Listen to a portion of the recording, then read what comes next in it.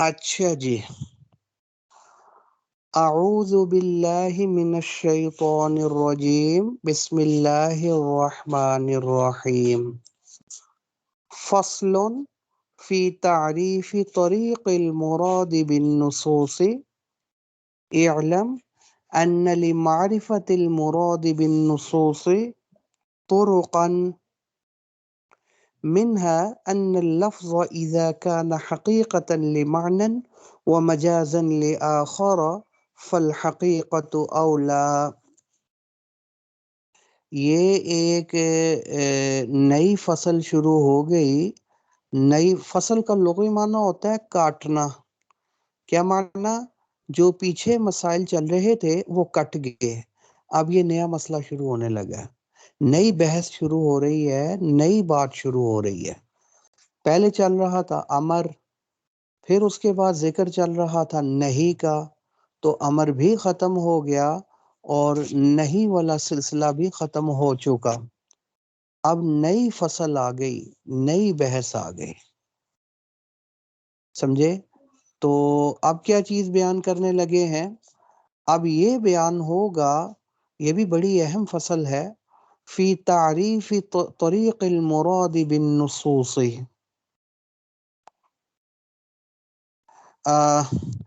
اس فصل میں یہ بیان کرنا مقصود ہے کہ نص یعنی قرآن اور حدیث میں جو چیز آتی ہے، سمجھے، تو اس کا مطلب کیا ہے، سمجھ آئے؟ اس کا مقصد، اس کی مراد کیا ہے۔ قرآن اور حدیث میں جو لفظ آتا ہے اس کا مطلب ہمیں کیسے پتہ چلے گا، اور اس لفظ سے مراد کیا ہے، اس مراد تک ہم کیسے پہنچیں گے، اور اس کے اصل معنی اور مطلب کا پتہ کیسے چلے گا، اس فصل کے اندر یہ چیز بیان ہو گئی ہے۔ سمجھ آئی بات؟ تو اس سلسلے میں انہوں نے یہ بیان کرنا ہے اس فصل میں کہ ان فصل میں جو طریقے بیان کر رہے ہیں، اور یہ طریقے اگر آپ کی سمجھ میں آ جاتے ہیں تو ان کے سمجھنے کی وجہ سے آپ کے لیے سہولت یہ ہو جائے گی کہ آپ کو نص یعنی قرآن و حدیث کا مطلب سمجھنے میں کوئی دقت اور پریشانی نہیں آئے گی۔ آپ کے لیے بڑی سہولت کے ساتھ نص کا معنی آپ کو سمجھ آ جائے گا۔ آپ سمجھ آئی بات؟ اب دیکھ لیں، فصل فی تعریف طریق المراد بالنصوص، نصوص سے مراد یہ قرآن و حدیث، تو قرآن و حدیث سے مراد اور اس کے مطلب پہچاننے کا طریقہ کیا ہے۔ اس فصل کے اندر وہ طریقہ بیان فرمائیں گے کہ وہ طریقے اگر ہماری سمجھ میں آ گئے تو پھر ہمارے لیے نص کا مطلب سمجھنا، اس کی مراد اور اس کا مفہوم سمجھنا بڑا آسان ہو جائے گا۔ سمجھے؟ اعلم، خوب اچھی طرح سمجھ لو، یہ پہلا طریقہ آ رہا ہے نص کا مطلب پہچاننے کا۔ پہلا طریقہ کیا ہے؟ پہلا طریقہ یہ ہے، جو لفظ قرآن یا حدیث کے اندر اللہ تعالیٰ نے بیان فرمایا ہے، شارع نے جو لفظ بولا ہے، سمجھے، اس لفظ سے مراد کیا ہے، تو وہ ان طریقوں سے پتہ چلے گا۔ ان طریقوں میں سے پہلا طریقہ یہ ہے کہ ایک لفظ جو شارع نے بولا ہے اس کا ایک حقیقی معنی بن سکتا ہے اور ایک مجازی معنی بن سکتا ہے۔ اگر یہ دونوں معنی بن سکتے ہیں تو ہم کون سے والا مطلب مراد لیں گے؟ حقیقت والا معنی مراد لیں گے یا مجاز والا معنی مراد لیں گے؟ تو کہنے لگے یاد رکھنا، تو ہم اس سے حقیقی معنی مراد لیں گے، مجازی معنی اس سے مراد نہیں لیں گے۔ جب تک کہ کوئی قرینہ، کوئی دلیل ایسی نہ آئے جو کہے کہ مجاز مراد لینا ہے، تب تک ہم پابند ہیں اس لفظ سے کیا مراد لیں، وہ حقیقی معنی مراد لینے کے ہم پابند ہیں، ہم مجاز کی طرف نہیں جائیں گے۔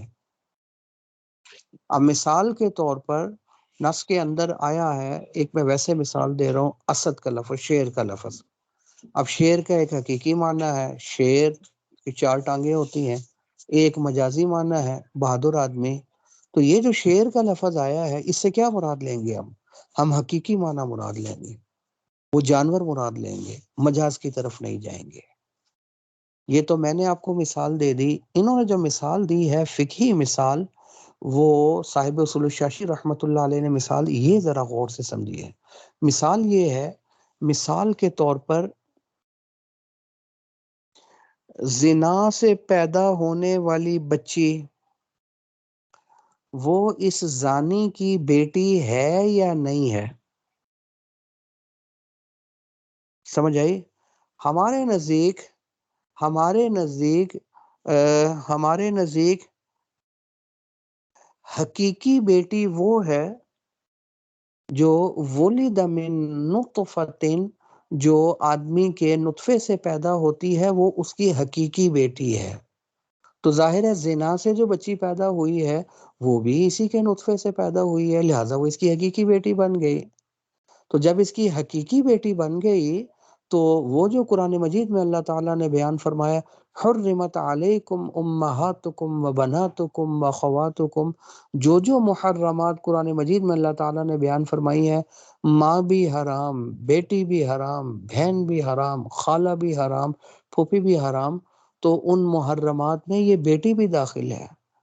زنا سے جو لڑکی بچی پیدا ہوئی ہے وہ بھی بیٹی ہے اور وہ حقیقی بیٹی ہے، لہٰذا یہ حرمت علیکم امہاتکم و بناتکم، یہ بناتکم میں داخل ہے. تو اللہ تعالیٰ نے حرام کر دیا ہے نکاح کرنا بیٹی سے. اور بیٹی سے مراد کیا ہے؟ بیٹی کا کون سا معنی مراد لیں گے، حقیقی یا مجازی؟ ہمارے نزدیک حقیقی معنی مراد ہے. اور حقیقی معنی کیا ہے؟ جو انسان کے نطفے سے پیدا ہو وہ اس کی حقیقی بیٹی ہے. تو لہذا زنا والی بچی یہ بھی اس کی حقیقی بیٹی کہلائے گی. لہذا یہ حرمت علیکم امہاتکم و بناتکم میں داخل ہے. اس سے نکاح کرنا حرام ہے، حرام، نکاح نہیں کر سکتا.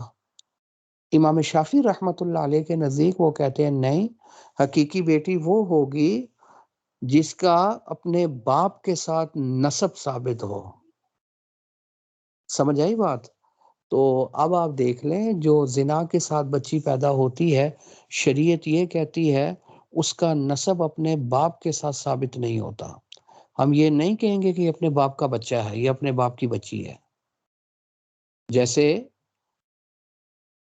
نکاح کے بعد جو بچہ پیدا ہوتا ہے اس کا نسب تو باپ کے ساتھ ثابت ہو جاتا ہے. زنا والے بچے اور بچی کا نسب اپنے باپ کے ساتھ ثابت نہیں ہوتا، وہ اس کی نسبت ماں کی طرف ہوتی ہے. یہ زینب کی بیٹی ہے، اپنے باپ کی طرف اس کی نسبت نہیں ہوتی.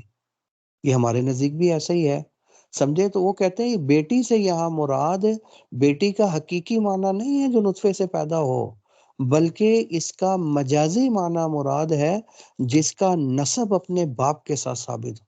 تو زنا والی بچی کا نسب تو باپ کے ساتھ ثابت نہیں ہوتا، لہٰذا یہ اس کی بیٹی نہیں ہے، لہٰذا یہ محرمات میں داخل نہیں ہے. حرمت علیکم امہاتکم و بناتکم، یہ جو بیٹی ہے نا، بیٹی حرام ہے، وہ زنا والی بیٹی اس میں داخل نہیں ہے، یہ حرام نہیں ہوگی، بیٹی بنی نہیں. اس سے مراد تو وہ بیٹی ہے جس کا نسب باپ سے ثابت ہو. تو شریعت کیا کہتی ہے؟ زنا والی بچی کا نسب تو باپ سے ثابت نہیں ہوتا، لہٰذا یہ بیٹی نہیں. جب بیٹی نہیں ہے تو یہ محرمات میں داخل نہیں.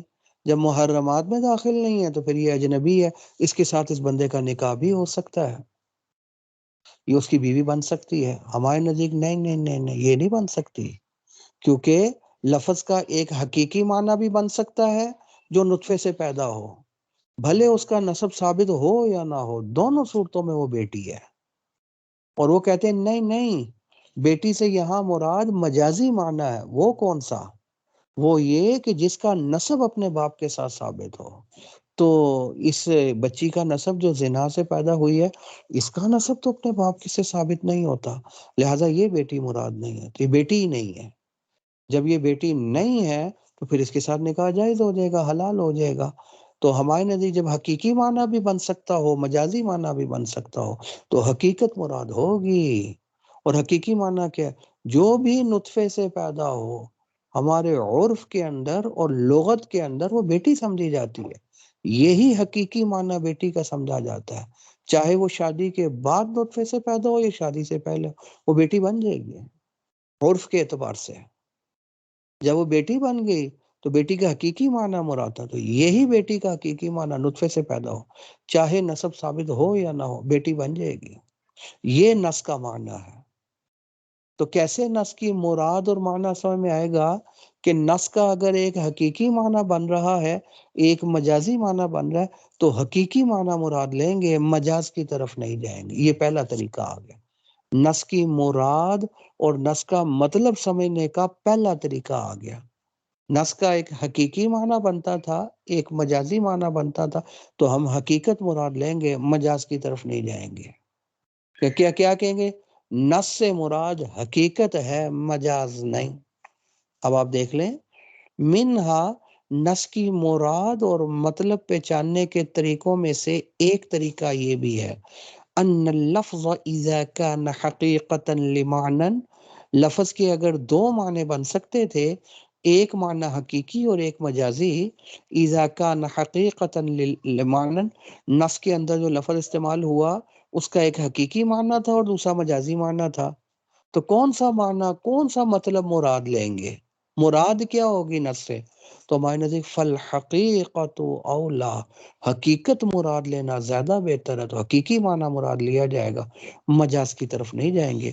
مثالہ ما قال علماؤنا، اس کی مثال وہی ہے جو ہمارے علماء نے فرمایا، البنت المخلوقۃ من ماء الزنا، وہ بیٹی جو زنا کے پانی سے پیدا ہو، یحرم علی الزانی، سمجھے وہ کیا ہے؟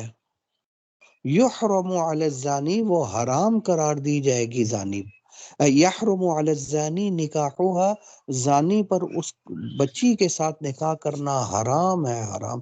کیوں؟ کیونکہ اس کی بیٹی ہے۔ سمجھ آئی؟ کیوں؟ اس لیے کہ حرمت علیکم امہاتکم و بناتکم میں یہ داخل ہے، یہ بیٹی سے مراد حرمت علیکم امہاتکم و بناتکم جو قرآن مجید میں ہے، بیٹی سے مراد بیٹی کا حقیقی معنی ہے، اور حقیقی معنی کیا ہے؟ جو نطفے سے پیدا ہو، تو یہ زنا والی بچی بھی تو نطفے سے پیدا ہوئی ہے، لہٰذا یہ اس کی بیٹی ہے، تو اپنی بیٹی سے تو نکاح کرنا حرام ہے، حقیقی معنی مراد۔ تو نس کا معنی اس کی حقیقت مراد لیں گے، نس میں جو لفظ استعمال ہوا، مجاز کی طرف نہیں جائیں گے ہم۔ اور امام شافعی رحمۃ اللہ علیہ کے فرمایا یحل، اس عورت سے نکاح کرنا حلال ہے جو زنا سے پیدا ہوئی ہے، یہ اس کی بیٹی نہیں ہے، کیونکہ اس کا نسب اپنے باپ کے ساتھ ثابت نہیں ہے۔ والصحیح ما قلنا، لیکن صحیح مطلب وہی ہے جو ہم نے بیان کیا۔ کیوں؟ کیونکہ لأنها بنتہ حقیقتاً، کیونکہ یہ حقیقتاً اس کی بیٹی ہے۔ نیچے کیا لکھا؟ بحسب العرف والاستعمال، عرفاً یہ بیٹی ہی سمجھی جاتی ہے جس کے پانی سے پیدا ہوگی۔ سمجھ آ رہی ہے نا؟ تو جب یہ حقیقی معنی بھی بن سکتا تھا جو نطفے سے، اور مجازی معنی بھی بن سکتا تھا جس کا نسب باپ سے ثابت، تو ہم حقیقت مراد لیں گے، مجاز مراد نہیں۔ جب یہ بیٹی بن گئی تو پھر فتدخل تحت قوله تعالی، زنا سے جو لڑکی پیدا ہوئی، جب یہ اس کی زانی کی بیٹی بن گئی تو یہ پھر اس آیت میں داخل ہو جائے گی جو اللہ تعالیٰ نے محرمات ذکر فرمائی ہیں، حرمت علیکم امہاتکم و بناتکم، حرام کر دی گئی تم پر تمہاری مائیں اور تمہاری بیٹیاں۔ تو زنا سے جو بچی پیدا ہوئی وہ بھی تو بیٹی ہی ہے، وہ حقیقی بیٹی ہے، حقیقتاً بیٹی ہے، لہذا وہ بھی ان محرمات میں داخل ہو جائے گی، وہ بھی حرمت کی زد میں آئے گی، اس کے ساتھ بھی نکاح کرنا حرام ہو جائے گا۔ وَيَتَفَرَّعُ مِنْهُ الْأَحْكَامُ عَلَى الْمَذْهَبَيْنِ، جب ہمارا اور امام شافعی رحمۃ اللہ علیہ کا اختلاف ہو گیا اصول میں، ہمارے نزدیک زنا سے جو بچی پیدا ہوئی ہے وہ اس کی حقیقی بیٹی ہے، اور امام شافعی رحمۃ اللہ علیہ کے نزدیک وہ بیٹی نہیں ہے، تو اپنے اصول کے مطابق احکام نکالیں گے، ہم اپنے اصول کے مطابق نکالیں گے۔ سمجھے؟ ہمارے نزدیک جب یہ بیٹی ہے تو من حل الوطی، ان احکام میں بھی پھر اختلاف ہو جائے گا، ہم اس کے اوپر بیٹی ہونے والے احکام لاگو کریں گے اور وہ غیر بیٹی کے احکام لاگو کریں گے۔ ہمارے نزدیک جب وہ بیٹی بن گئی تو پھر من حل الوطی ووجوب المہر ولزوم النفقة وجریان التوارث وولایت المنع عن الخروج والبروز، ان سب جب اصول میں اختلاف ہو گیا تو پھر ان سب مسائل میں بھی اختلاف ہو جائے گا۔ امام شافعی رحمۃ اللہ علیہ اپنے اصول کے مطابق احکام نکالیں گے اور ہم اپنے اصول کے مطابق احکام نکالیں گے۔ ہمارے نزدیک جب وہ بیٹی بن گئی تو پھر اس کے ساتھ نکاح حلال نہیں، جب نکاح حلال نہیں، پھر اگر کسی نے نکاح کر لیا تو من حل الوطی، تو اس کے ساتھ وطی کرنا حلال نہیں ہوگا۔ اور امام شافعی رحمۃ اللہ علیہ کے نزدیک حلال ہے، وہ کہتے ہیں بیٹی نہیں، جب بیٹی نہیں ہے تو نکاح حلال ہے تو محرمات میں داخل ہے، جب نکاح حلال ہے تو بیوی بن گئی، جب بیوی بن گئی تو وطی کرنا حلال ہے۔ وہ وجوب المہر، اور جب بیوی بن گئی ہے کیونکہ وہ بیٹی نہیں ہے تو مہر بھی لازم، نکاح صحیح ہو جائے گا، نکاح صحیح ہوگا تو مہر بھی واجب ہو جائے گا۔ ہم کہتے ہیں نہیں وہ بیٹی ہے لہذا نکاح ہی صحیح نہیں، لہذا بیوی نہیں، لہذا مہر بھی واجب نہیں ہوگا۔ وہ کہتے ہیں نہیں نکاح صحیح کیونکہ بیٹی نہیں ہے، نکاح صحیح، بیوی بن گئی تو مہر بھی واجب ہو جائے گا، نفقہ بھی لازم ہو جائے گا۔ خدا نہ خواستہ اگر وہ انتقال کر گئی یا بندہ انتقال کر گیا تو دونوں خاوند بیوی تھے، ان کے درمیان وراثت بھی جاری ہو جائے گی۔ اور وہ کہتے ہیں جب وہ بیوی بن گئی تو پھر ظاہر ہے وہ ولایت المنع عن الخروج والبروز، اس کو آنے جانے سے روک سکتا ہے۔ وہ کہتی ہے مجھے نارکلی جانا شاپنگ کے لیے، یہ کہتا نہیں جانا، روک سکتا ہے، شریعت نے حق دیا ہے۔ سمجھ آ رہی ہے؟ نہیں آنے سے روک بھی سکتا، آنے جانے سے روک بھی سکتا۔ ہمارے نزدیک جب وہ بیٹی ہے تو نکاح ہی نہیں، جب نکاح نہیں تو پھر وطی حلال نہیں، جو نکاح نہیں ہے تو بیوی نہیں تو مہر بھی واجب نہیں ہوگا، اور بیوی والا نفقہ بھی لازم نہیں ہوگا، اور بیوی والی میاں بیوی والی وراثت بھی جاری نہیں ہوگی۔ اور باہر آنے جانے سے جیسے بیوی کو روک سکتا ہے تو بطور بیوی کے اس کو نہیں روک سکتا، کیونکہ بیوی بنی ہی نہیں ہے۔ کیوں نہیں بنی؟ کیونکہ بیٹی ہے، ان کے نزدیک بیٹی نہیں، لہذا نکاح صحیح، نکاح صحیح تو پھر وہ بیوی بن گئی، تو بیوی کے اوپر جتنے احکام مرتب ہوتے ہیں سارے اس پر مرتب ہیں۔ ہمارے نزدیک بیٹی لہذا نکاح نہیں، لہذا بیوی نہیں، لہذا غیر بیوی والے احکام مرتب ہوں گے، بیوی والے نہیں۔ وہ اپنے اصول کے مطابق چلے، ہم اپنے اصول کے مطابق چلیں۔ سمجھ آئی بات؟ تو پھر نص کا مطلب پہچاننے کا پہلا طریقہ کیا ہو گیا؟ نص کے اندر اگر دو معنوں کا احتمال ہے، ایک حقیقت ایک مجاز، تو حقیقی معنی مراد لیں گے، مجاز کی طرف نہیں جائیں گے۔ ایک تو یہ وَمِنْهَا، اور نص کی مراد اور مطلب پہچاننے کے طریقوں میں سے ایک طریقہ یہ بھی ہے، یہ دوسری قسم سمجھے، یہ بھی یہ بیان کرے گی کہ نص کا کون سے والا مطلب مراد ہے، کون سا مطلب مراد نہیں ہے۔ سمجھے؟ تو یہ دوسری قسم یہ ہے کہ نص نے جو لفظ بولا ہے اس میں دو صورتیں بن سکتی ہیں، یعنی نص کے دو معنی بن سکتے ہیں، ایک معنی وہ جو عام اور دوسرا معنی وہ ہے جو خاص ہے۔ سمجھے کیا معنی؟ اگر ہم ایک معنی مراد لے لیں گے نا نص کا تو وہ اس عام ہو جائے گا۔ کیا معنی؟ کہ اس چیز کے جتنے بھی مصداق ہیں، جتنی چیزوں پر بھی وہ لفظ بولا جاتا ہے وہ سب اس میں داخل ہو جائیں گے۔ اور اگر دوسرا معنی مراد لیں گے تو پھر اس میں بعض اس کے مصداق تو مراد ہو جائیں گے اور بعض مصداق اس کے اندر نہیں آئیں گے، پھر تو خاص مراد ہو جائے گی۔ اس کے کچھ مصداق تو آ جائیں گے اور کچھ مصداق رہ جائیں گے۔ سمجھے؟ تو پھر جب نص کے اندر دو معنوں کا احتمال ہے، ایک عام معنی ایک خاص معنی، عام معنی مراد لیں گے تو عام کے جتنے بھی افراد ہیں سارے اس میں داخل ہو جائیں گے، سارے مراد ہو جائیں گے، کوئی باہر نہیں رہے گا۔ اور اگر خاص والا معنی مراد لے لیں تو اس کے جو کچھ افراد ہیں وہ تو مراد ہو جائیں گے اور کچھ افراد رہ جائیں گے۔ کہنے لگے اگر ایسی صورتحال ہو تو اس کیس میں پھر عام معنی مراد ہوگا، خاص والا معنی مراد نہیں ہوگا۔ یہ دوسرا طریقہ آگے نص کا معنی پہچاننے۔ دوسرا طریقہ کیا ہے؟ کہ ان احد المحملین، کیا معنی؟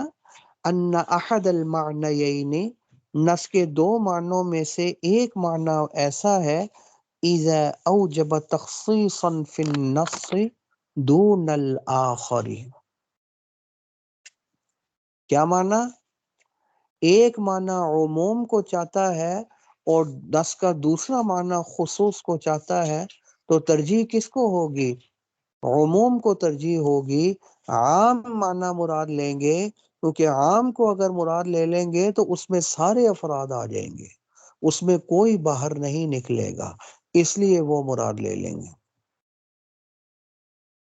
سمجھے؟ تو پھر جس میں تخصیص نہ کرنی پڑے وہ معنی مراد لینا زیادہ بہتر ہے.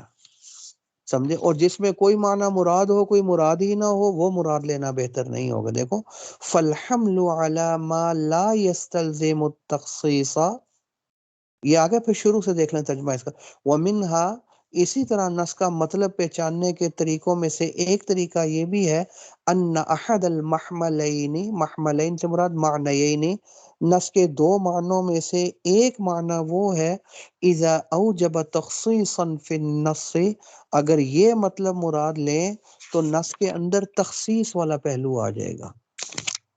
اور دوسرا مطلب مراد لیں تو تخصیص نہیں آئے گی بلکہ تعمیم آ جائے گی، وہ عام ہو جائے گا، ایک ذرا خاص ہو جائے گا. تو پھر اس کے اندر کون سا معنی مراد لینا بہتر ہے؟ تو فالحمل علی ما لا یستلزم التخصیص اولا، تو پھر نص کو محمول اس معنی پر کیا جائے گا جس میں تخصیص والا پہلو نہیں آ رہا، وہ مراد لینا زیادہ بہتر، یعنی عام معنی مراد لینا زیادہ بہتر ہے. مثال سے سمجھ میں آئے گا. مثال قرآن مجید میں آتا ہے نا، اولا مستم النساء فلم تجدوا ماء فتیمموا، جب تم عورتوں کو چھو، ہاتھ لگاؤ، کسی خاتون کو ہاتھ لگ جائے، سمجھے، اور پانی تمہارے پاس، لمس کرو، جب کسی عورت کو لمس کر لو، چھو لو، اور پانی موجود نہ ہو تو تیمم کر لو. اب اس لمس سے کیا مراد ہے، چھونے سے کیا مراد ہے؟ سمجھے؟ تو اب اس میں ایک معنی اس کا وہ بنتا ہے جو عام ہے، اور ایک معنی وہ بنتا ہے خاص ہے. امام شافعی رحمۃ اللہ علیہ نے جو معنی مراد لیا وہ خاص والا لے لیا. ہمارے نزدیک جو معنی مراد ہے وہ عام والا ہے. تو عام والا معنی مراد لینا زیادہ بہتر ہے، کیونکہ اس میں تمام جتنے بھی اس کے اندر افراد اس معنی کے اندر آتے تھے، جتنے بھی مصداق بن سکتے تھے، سب پر عمل ہو جائے گا. مثال کے طور پر امام شافعی رحمۃ اللہ علیہ فرماتے ہیں لامستم سے مراد ہے ہاتھ سے چھونا، اس کا حقیقی معنی ہاتھ سے چھونا. تو اگر یہ معنی مراد لے لیں تو یہ معنی مراد لینے کی صورت میں کیا خرابی لازم آئے گی کہ نص خاص ہو جائے گی. بعض صورتوں میں تو نص پر عمل ہو جائے گا، بعض صورتوں میں نص پر عمل نہیں ہوگا. مثال کے طور پر کسی اجنبی خاتون کو ہاتھ لگا لیا، بیوی کو ہاتھ لگا لیا، اس صورت میں تو امام شافعی رحمۃ اللہ علیہ فرماتے ہیں وضو ٹوٹ جائے گا. پانی ہے وضو کرو، نہیں ہے تیمم کرو، یہی معنی مراد ہے اس نص سے. ہم کہتے ہیں یہ معنی مراد لوگے تو یہ معنی خاص ہے. چلو بیوی اور اجنبی عورت میں تو وضو ٹوٹ گیا، اگر کوئی اپنے 2 سال کی بچی کو ہاتھ لگا لے، سال کی بچی کو اٹھا لیتا ہے پیار سے، تو کیا اس سے بھی وضو ٹوٹ جائے گا اس کا؟ تو وہ بھی تو عورت ہی ہے، بچی ہی ہے، مونس ہی ہے. یا اپنی ماں کو ہاتھ لگا لیتا ہے، یہ بیٹی اس کو والدہ کو ہاتھ لگ جاتا ہے، یا بیٹی کو ہاتھ لگ جاتا ہے، یا کسی کی 2 مہینے کی بچی کو ہاتھ لگ جاتا ہے، کیا اس صورت میں وضو کہتے ہیں؟ اس صورت میں نہیں ٹوٹے گا. اب آپ نے کہا تھا لامستم سے مراد ہاتھ سے چھونا ہے، یہ معنی خاص ہے. بعض صورتوں میں تو مراد ہو رہا ہے جب بیوی کو یا کسی اجنبیہ کو ہاتھ لگے آپ کہتے ہو وضو ٹوٹ گیا، لیکن اگر کسی محرم کو ہاتھ لگ جائے، ماں کو، بہن کو، بیٹی کو، آپ کہتے ہو نہیں ٹوٹا. یا کسی 2 مہینے کی بچی کو ہاتھ لگ جائے آپ کہتے ہو نہیں ٹوٹا. تو بعض صورتوں میں کہتے ہو ٹوٹ گیا، اور بعض صورتوں میں عورت ہی کو ہاتھ لگ رہا ہے آپ کہتے ہو نہیں ٹوٹا. تو آپ نے خاص معنی مراد لے لیا. بعض صورتوں میں تو ٹوٹ جائے گا ہاتھ لگنے سے، بعض صورتوں میں نہیں. ہم کہتے ہیں لامستم سے مراد ہاتھ سے چھونا نہیں، خاص چھونا. وہ کیا؟ جماع اور صحبت مراد ہے. کسی نے اگر صحبت کر لی اور پانی موجود نہ ہو تو وہ تیمم کر لے، یہاں صحبت مراد ہے. جماع مراد ہے، یہاں ہاتھ سے چھونا مراد نہیں۔ کیوں؟ یہ معنی اس لیے مراد لیں گے کہ یہ عام ہے، سمجھے؟ کیوں عام ہے؟ کیونکہ جماع کی جتنی بھی شکلیں بن سکتی ہیں، آپ جماع کسی بھی صورت میں کسی کے ساتھ بھی کر لو گے، سمجھے، تو آپ کے پر غسل فرض ہو جائے گا جی۔ سمجھے؟ پانی موجود ہے تو غسل کرو، اور اگر پانی نہیں ہے تو تیمم کرو۔ اس میں کوئی ایک صورت بھی خاص نہیں ہوگی کہ جس صورت میں جماع ہو اور غسل فرض نہ ہو، اور پانی نہ ہونے کی صورت تیمم نہ ہو۔ اور آپ والا معنی ہاتھ سے چھونے والا مراد لیں گے کہ اگر عورتوں کو ہاتھ سے چھو لو، پانی ہو وضو کر لو، نہ ہو تو تیمم کر لو۔ وہ خاص صورتوں میں تو آ جائے گا، بعض خاص صورتوں میں نہیں آئے گا۔ ماں کو چھوا، کہتے نہیں۔ کسی اور محرم کو ہاتھ لگ گیا، آپ کہتے وضو نہیں، آپ بھی کہتے وضو نہیں ٹوٹا۔ کسی کی 2 مہینے کی بچی کو پکڑ لیا، 2 سال کی بچی کو، آپ کہتے ہو نہیں ٹوٹا۔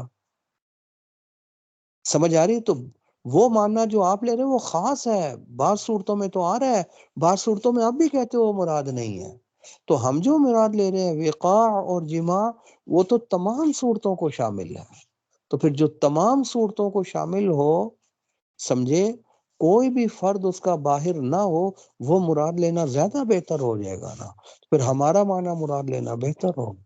تو نص کی مراد پہچاننے کا دوسرا طریقہ یہ ہو گیا کہ اگر نص میں 2 معنوں کا احتمال موجود ہو، ایک عام اور ایک خاص، تو عام مراد لینا زیادہ بہتر ہے، کیونکہ اس میں جتنے بھی افراد ہیں، اس عام کے جتنے بھی مصداق بن سکتے ہیں، عام جتنی چیزوں پر صادق آ سکتا ہے وہ سارے مراد ہو جائیں گے، کوئی ایک بھی باہر نہیں نکلے گا۔ اور اگر خاص مراد لے لیں گے تو بعض افراد پر تو صادق آئے گا اور بعض مراد ہی نہیں ہوں گے۔ جس صورت میں سارے ہی مراد ہو رہے ہیں، وہ قطعی ہے، یقینی ہے، اور زیادہ بہتر ہے۔ یہ دیکھ لیں اب آپ، مثالہ فی قولہ تعالی او لامستم النساء، جب تم لمس کرو، چھو عورتوں کو، تو فالملامسۃ لو حملت علی الوقع، اب یہ لمس سے کیا مراد ہے، اس کا مطلب کیا ہے؟ اب چھونے کو اگر محمول کیا جائے وقاع یعنی جماع پر، جیسا کہ ہم کہتے ہیں، تو کان النص معمولا به، تو اس کیس میں نص کے اوپر عمل ہو جائے گا فی جمیع صور وجودہ، جماع کی تمام صورتوں میں نص پر عمل ہو جائے، یعنی جماع اور صحبت جس کے ساتھ بھی ہو، جس شکل میں بھی آئے، غسل فرض ہو جائے گا۔ پانی نہ ہو تو تیمم آ جائے گا، سمجھے؟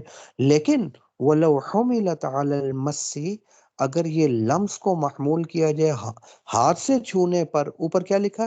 کما حملہ الشافعی رحمہ اللہ، جیسے امام شافعی رحمۃ اللہ علیہ ہاتھ سے چھونا مراد لیتے ہیں، تو پھر کان النص مخصوصا بھی، تو پھر نص خاص ہو جائے گی فی کثیر من الصور، بہت ساری صورتوں میں نص خاص ہو جائے گی۔ وہ کیسے؟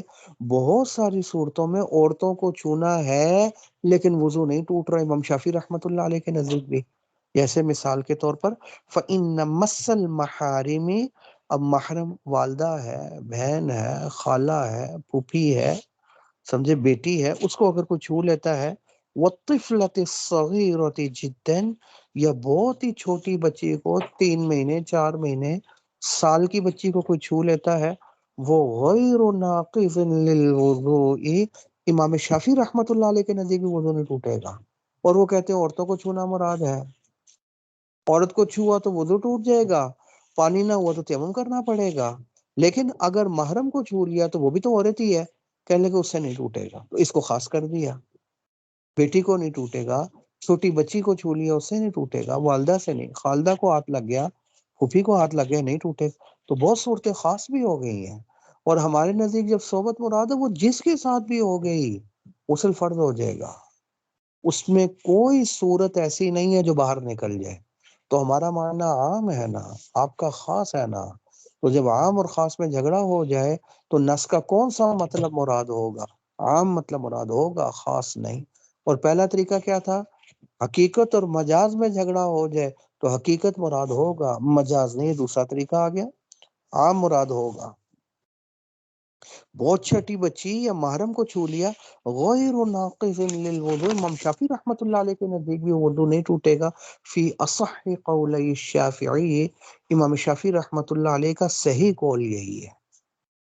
جب اس اصول میں اختلاف ہو گیا، امام شافعی رحمۃ اللہ علیہ نے لامس تم سے مراد ہاتھ سے چھونا، اور ہمارے نزدیک لم سے مراد صحبت کرنا ہے، سمجھے۔ جب اس اصول میں اختلاف ہو گیا تو پھر اس اصول سے جو مسائل نکلیں گے ان میں بھی اختلاف ہو جائے گا۔ وَيَتَفَرَّعُ مِنْهُ الْأَحْكَامُ عَلَى الْمَذْهَبَيْنِ، ہر ایک اپنے مذہب اور اپنے اصول کے مطابق احکام نکالے گا۔ من اباحت الصلاۃ، اب مثال کے طور پر کسی عورت کو چھو لیا، بیوی کو چھو لیا، امام شافعی رحمۃ اللہ نے ہاتھ سے چھو لیا تو وضو ٹوٹ گیا۔ جب وضو ٹوٹ گیا تو پھر نماز بغیر وضو کے نہیں ہو سکتی، نماز جائز ہی نہیں ہے، اور نماز بھی جائز نہیں ہے، اور اسی طرح قرآن مجید کو چھونا بھی جائز نہیں ہے، کیونکہ وہ تو بے وضو نہیں چھو سکتے۔ مسجد میں بھی داخل ہونا ٹھیک نہیں ہے، وہ بھی مکروہ عمل ہے بغیر وضو کے۔ اور اسی طریقے سے جب عورت کو چھو لیا اور چھونے کے بعد وضو ٹوٹ گیا، اور وضو ٹوٹنے کے بعد جا کر نماز پڑھانا شروع کر دی، امام بن گیا، تو امام بننا بھی صحیح نہیں ہے، سمجھے۔ اور اسی طرح اگر عورت کو چھو لیا، چھونے کے بعد وضو ٹوٹ گیا، وضو ٹوٹنے کے بعد وضو کرنا تھا، پانی موجود نہیں تھا، تو وہ کہتے وہ لزوم التیمم، تیمم لازم ہو جائے گا عند عدم الماء، جبکہ پانی موجود نہ ہو۔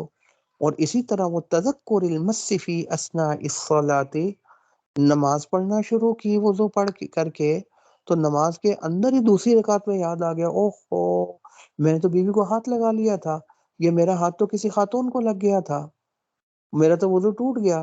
نماز کے دوران یاد آیا، وضو ٹوٹ گیا، وضو ٹوٹ گیا، نماز ٹوٹ گئی، دوبارہ وضو کر کے دوبارہ نماز پڑھے۔ ہمارے نزدیک جب عورت کو ہاتھ سے چھونا ناقض ہے، وضو نہیں ٹوٹے گا، اگرچہ عورت کو چھو لیا وضو باقی ہے تو پھر نماز بھی جائز ہے۔ وضو باقی ہے تو قرآن کو چھونا بھی جائز ہے، مسجد میں داخل ہونا بھی جائز ہے، امام بننا بھی صحیح ہے، اور تیمم بھی لازم نہیں ہوگا کیونکہ وضو باقی ہے، عورت کو چھونے کے بعد بھی وضو باقی ہے، پانی نہ بھی ہو تیمم کی ضرورت ہی نہیں ہے، پانی نہ ہونے کی ضرورت۔ اور اسی طرح نماز کے اندر یاد آ گیا میں نے عورت کو چھوا تھا، کوئی بات نہیں، عورت کو چھونے سے وضو نہیں ٹوٹا، اور وضو نہ ٹوٹنے کی وجہ سے نماز نہیں ٹوٹی، لہذا نماز ہو جائے گی۔ ہم اپنے اصول کے مطابق چلیں گے، امام شافعی رحمۃ اللہ علیہ اپنے اصول کے مطابق چلیں گے۔ میرے خیال میں امید ہے کہ آپ کو سمجھ آ گئی ہوگی، جی آئی یا نہیں آئی؟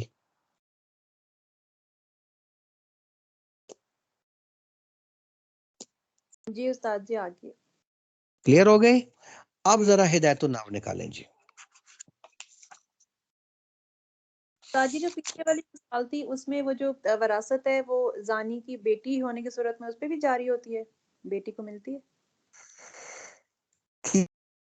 اس کی نہیں، نکاح کے اندر مسئلہ بنے گا، وراثت نہیں ملے گی اس کو، نہیں، کیونکہ شریعت کہتی ہے اس کا باپ نسب اس کے ساتھ ثابت باپ نہیں ہے۔ بیٹی نسب نہیں ہوتا تو باپ بیٹی کی ملتی نہیں ہے کہ بنے نہیں؟ نکاح کے، نہیں وراثت نہیں ملے گی اس کو، کیونکہ شریعت اس کو بیٹی نہیں مانتی، یعنی یہ شرعی بیٹی نہیں ہے، اچھا، شریعت بیٹی مانتی ہے؟ حقیقی بیٹی تو ہے، شرعی بیٹی نہیں ہے۔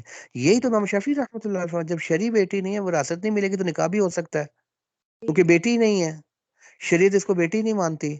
ہم کہتے ہیں وہ تو نہیں ہے لیکن حقیقتاً بیٹی تو ہے نا، کیونکہ اسی کے نطفے سے پیدا ہو رہی ہے، اور نکاح والے سلسلے میں ویسے بھی احتیاط کرنی چاہیے، نہیں کرنا چاہیے نکاح، جی ٹھیک ہے۔ ٹھیک ہے نا۔